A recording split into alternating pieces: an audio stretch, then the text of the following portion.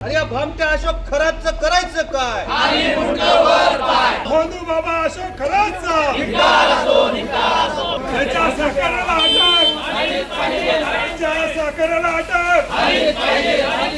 की अशा प्रकारच्या घटना घडूच नये याच्यासाठी ज्याला अटक केलं अशोक खरातला त्याला एकतर फाशी द्यावी आणि त्याला अंडर ट्रायल खटला चालवून ते तिथं संपलं पाहिजे. सुज्ञ लोकांनी सावध झालं पाहिजे आणि या ठिकाणी IAS ऑफिसर जर अशा गोष्टीमध्ये इन्व्हॉल्व होत असतील तर त्यांच्यावर सुद्धा कारवाई झाली पाहिजे.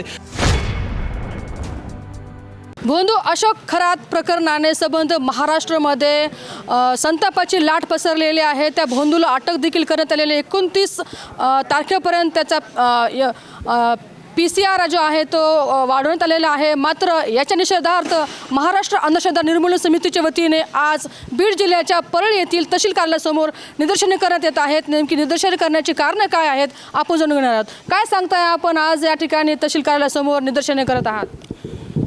निदर्शने यासाठी आहेत की एखादी घटना घडते तेव्हा त्या व्यक्तीला अटक केलं जातं आणि पुन्हा घटना संपतो.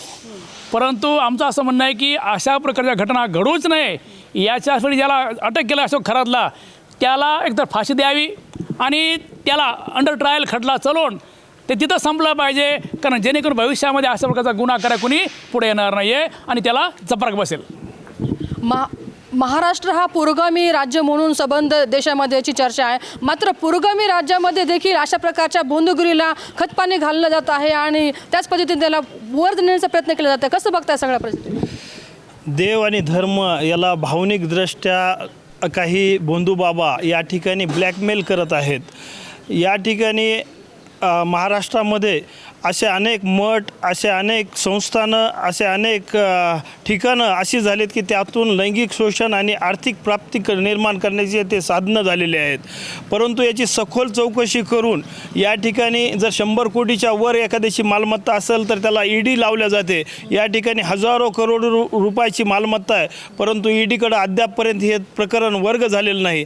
आपल्या ट्रान्झॅक्शनवर जर समजा 10,000च्या वर ट्रान्झॅक्शन झालं, लाख रुपयाच्या वर ट्रान्झॅक्शन झालं तर त्या ठिकाणी इन्कम टॅक्सची धाड टाकल्या जाते.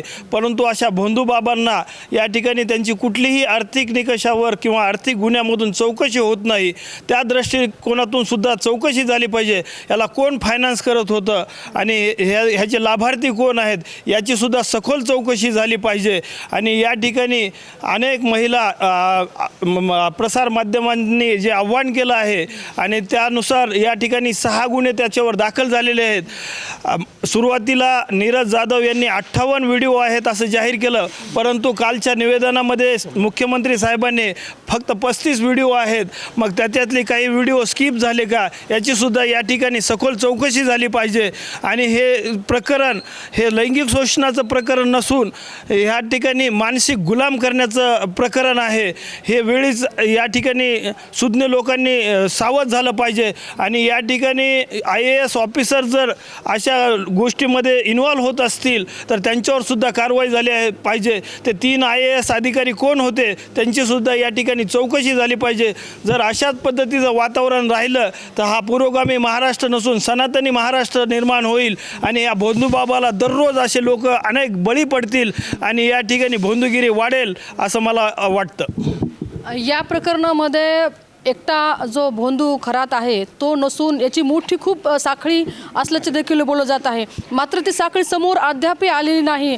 या सगळ्या परिस्थितीमध्ये प्रकरणामध्ये अंधश्रद्धा निर्मूलन समितीच्या माध्यमातून आपण पुढची भूमिका काय घेणार आहात? अंधश्रद्धा निर्मूलन समितीच्या माध्यमातून अशोक खरातच्या पाठीमागं जे पुढारी आहेत, जे त्या ठिकाणी गुन्हेगार आहेत, या अशा लोकांना देखील शोधून त्यांच्यावर देखील गुन्हा लादला पाहिजे, त्यांना देखील अटक केली पाहिजे. आणि याच्यापुढं अशा पद्धतीनं कोणताही बाबा असेल किंवा भोंदू बाबा असेल हे असं करणार नाही. याच्यासाठी सरकारनं ताबडतोब पाऊल उचललं पाहिजे. अंधश्रद्धा निर्मूलन समितीचं कामच आहे, जिथं जिथं भोंदूगिरी होईल, जिथं जिथं अंधश्रद्धा आहे, जिथं जिथं जादूटोणा आहे त्याच्यावर प्रहार करणे, ते शोधून काढणे आणि त्याच्यावर त्या ठिकाणी उपाय करणे, अशा पद्धतीनं अंधश्रद्धा निर्मूलन समितीचं काम आहे. म्हणून या ठिकाणी सरकार पुरोगामी महाराष्ट्राचं सरकार आहे, परंतु नावाला पुरोगामी म्हटलं जातं सांगितलं आम्हाला या ठिकाणी शाळेला जागा दिली जात नाही, दवाखान्याला जागा दिली जात नाही, परंतु त्या ठिकाणचे अशा प्रकारचे जे काही बंधुबाबा आहेत महाराष्ट्रामध्ये 10-15 अशा प्रकारचे बंधुबाबा आहेत, त्यांच्या नावाने कितीतरी एकर जागा या ठिकाणी आज देखील त्या ठिकाणी आश्रमात आहेत. आणि या आश्रमामध्ये अशा प्रकारचे त्या ठिकाणी महिलांना जाळ्यात ओढण्याचं काम, महिलावर लैंगिक अत्याचार करण्याचं काम, महिलांना त्या ठिकाणी लहान मुलांना त्या ठिकाणी अशा पद्धतीनं फसवण्याचं काम त्या ठिकाणी केलं जात आहे. याच्या नावाखाली त्या ठिकाणी करोडोची संपत्ती जमा केली जात आहे. म्हणून अंधश्रद्धा निर्मूलन समितीचं अशा प्रकारची मागणी आहे की तुम्ही सामान्य माणसाला त्या ठिकाणी छोटं ट्रान्झॅक्शन केलं किंवा लाखो रुपये त्या ठिकाणी त्यांच्याकडे असेल तर त्यांना ताबडतोब त्या ठिकाणी वेगवेगळ्या माध्यमातून त्यांच्यावर चौकशी केली जाते. परंतु यांच्याकडं कोटीवर अशा प्रकारची संपत्ती आहे, त्यांच्यावर का ईडी लावली जात नाही, त्यांची का संपत्तीची तपासणी केली जात नाही. म्हणून यांची देखील संपत्तीची तपासणी केली पाहिजे आणि त्यांना देखील ईडी लावली पाहिजे. आणि अशा प्रकारच्या केवळ अशोक खरातच नाही तर इतर देखील जे बंधुबाबा आहेत त्यांना अटक करून त्यांना देखील मध्ये टाकलं पाहिजे. तरच या ठिकाणचे अशा प्रकारचे लैंगिक अत्याचाराचे प्रकार या ठिकाणी बंद होतील. अशा प्रकारची मागणी या अंधश्रद्धा निर्मूलन समिती पळीची अशा प्रकारची आहे. नेहमीच आपण पाहत आलेलो आहेत की वेगवेगळ्या रूपाने जे आहेत ते भोंदूगिरी करणारे जे आहेत ते लोक आपला बाजार थाटून या ठिकाणी लोकांना वेठीस धरून त्यांना ब्लॅकमेल करण्याचा प्रयत्न केलेला आहे. मात्र हे वारंवार जे प्रकार घडत आहेत तर ह्याला खतपाणी देण्यासाठी जनताच कुठेतरी कारणीभूत आहे असं आपल्याला वाटत नाही का? याला निश्चित जनता जरी कारणीभूत असेल तर मला वाटतं या ठिकाणचे प्रसारमाध्यम असतील, या ठिकाणचं सरकार असेल, सरकार ही मायबाप जनता आहे आणि सरकार जो निर्णय घेईल, मला वाटतं सरकारचे जे अधिकारी आहेत, आपण आता सगळ्यांनी या ठिकाणी सांगितलं, IAS अधिकारी असतील, मुख्यमंत्री या ठिकाणी असतील, मुख्यमंत्री असतील किंवा अनेक जे पदाधिकारी आहेत त्या ठिकाणी गेलेले आहेत. आता महिला आयोगाच्या अध्यक्षाचं नाव त्या ठिकाणी समोर आले, त्यांनी या ठिकाणी राजीनामा दिला. पण याच्या मागं अजून किती अधिकारी आहेत किंवा कोण ह्याच्या प्रकरणात अजून किती लोक आहेत यांचासुद्धा खुलासा महाराष्ट्र जनतेला झाला पाहिजे. आणि ज्यावेळेस सरकार आव्हान करेल अशा प्रकारचा कायदा कोणाला शिक्षा जोपर्यंत होत नाही तोपर्यंत मला वाटतं हे प्रकरण थांबणार नाही. आणि निश्चितच महाराष्ट्रातील अंधश्रद्धा निर्मूलन समितीच्या शाखेच्या वतीनं आज या ठिकाणी हे निषेध करण्यात आलेला आहे. आणि यापुढे सुद्धा अशा प्रकारच्या प्रकरणामध्ये अंधश्रद्धा निर्मूलन समिती शाखा परळी आणि संपूर्ण समितीचे कार्यकर्ते या ठिकाणी निश्चित अशा उतरून या बंधुगिरीला निश्चित या ठिकाणी चाप बसेल एवढं आव्हान आजच्या कार्यक्रमामध्ये या ठिकाणी करतो. भोंदूगिरीला खतपाणी घालण्यासाठी राजकारणातले बलाढ्य जे आहेत पदाधिकारी नेते यामध्ये होते, या सर्व लोकांवरती कारवाई होणं आवश्यक आहे असं आपल्याला वाटतं का? 100% यांच्यावर कार्यवाही झाली पाहिजे. कारण ह्याच्यापूर्वी पण महाराष्ट्र आपला देशाला दिशा दाखवणारा महाराष्ट्र आहे. परंतु या महाराष्ट्रामध्ये गेल्या 10 वर्षामध्ये भोंदूगिरीचं आणि हे असले अशोकसारखे स्त्रीलंपट माणसं आणि अशोक खरातसारखे एकदम दुष्ट माणसं जन्माला येत आहेत. का जन्माला येत आहेत?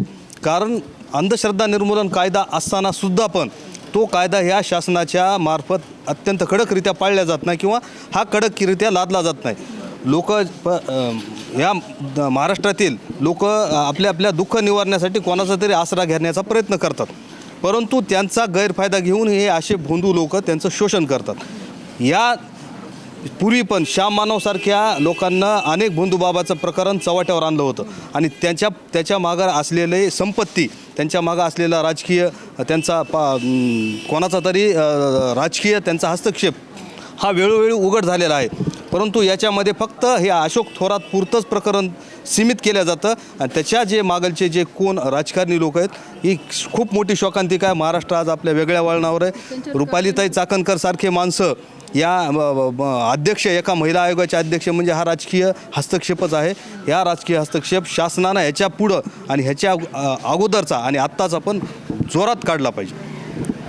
तर आपण पाहू शकतो की पुरोगामी राज्य आहे, संतांची वारसा आहे, संतांची भूमी म्हणून महाराष्ट्राला ओळख जातं. संविधानाचा एवढा मोठा पगडा असताना देखील भोंदूगिरीच्या नावाखाली लोकांनी मांडलेले जे थाटलेले जे व्यवसाय आहेत त्यांना खतपाणी घालण्यासाठी राजकीय नेत्यांचा आणि पुढाऱ्यांचा हात असल्याचं देखील या प्रकरणामध्ये आपल्याला दिसून आलेलं आहे. आणि म्हणून सर्वसामान्य नागरिकांची पिळवणूक करून हे करोडोंचे व्यवसाय जे आहेत त्यांचे वाढत चाललेले आहेत. आणि या सर्व परिस्थितीवरती प्रशासनाने हात घातलेलाच आहे. मात्र अशा लोकांना कठोर शिक्षा करून त्यांना शासन करावं असं मागणी देखील आज अंधश्रद्धा निर्मूलन समितीच्या माध्यमातून सरकारच्या पर्यंत पोहोचण्याचं काम करण्याचा प्रयत्न केलेला आहे.